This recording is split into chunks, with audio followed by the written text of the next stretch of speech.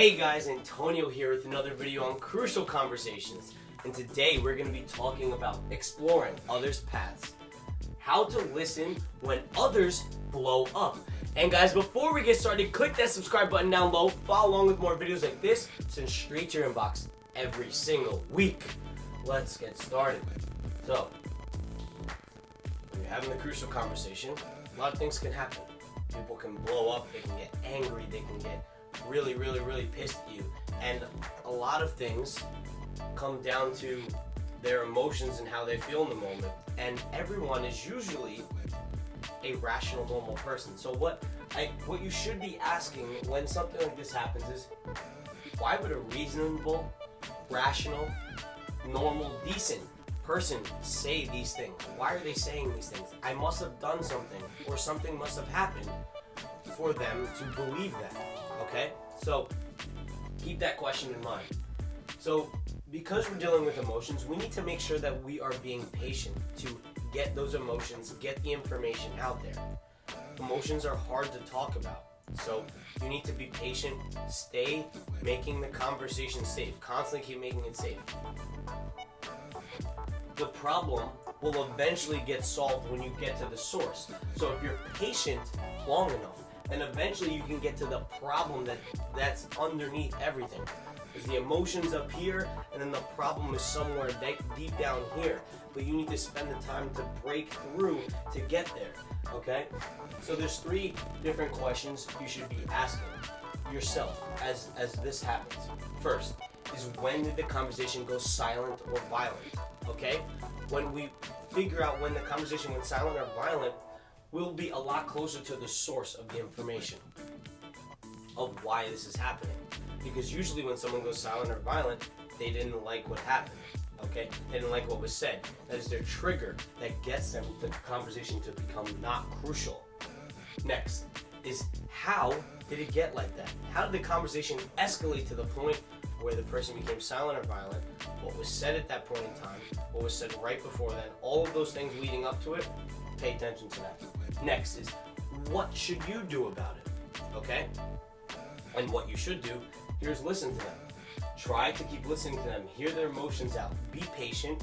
And when you listen to them, you'll get more and more information about what's going on. And keep digging until you get the complete path to action. Okay?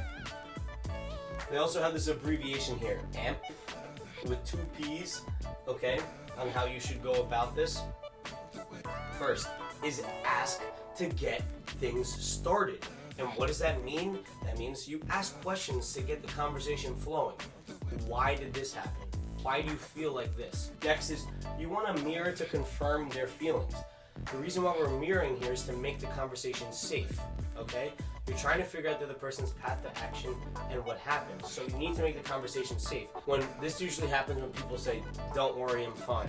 It means they're trying to hide something, okay? So you need to mirror and make it sure that they're okay. It's okay for them to talk about the thing that they want to talk about, because people usually hide it or get violent, right? The next thing is paraphrase, to acknowledge the story. And this is when you paraphrase what the other person says. Take what they say and spit it back out at them in your own words, okay? When you do that, it shows that you're understanding the other person.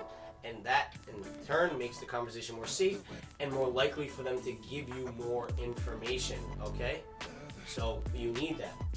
And the 4th one is prime when you are getting nowhere. So what does this mean?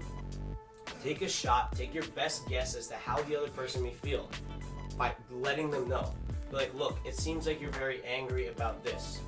When you have no other basis, when you can't get any information out of them, and when you're trying to mirror but nothing happens, you can't paraphrase anything, try to prime by saying, hey, it looks like you're angry because of this. Is this true? How can I help? What happened? All these questions, right? That gets the other person to start talking again if you take a guess. And they might say, no, I'm not angry, I'm this. And then you find out more.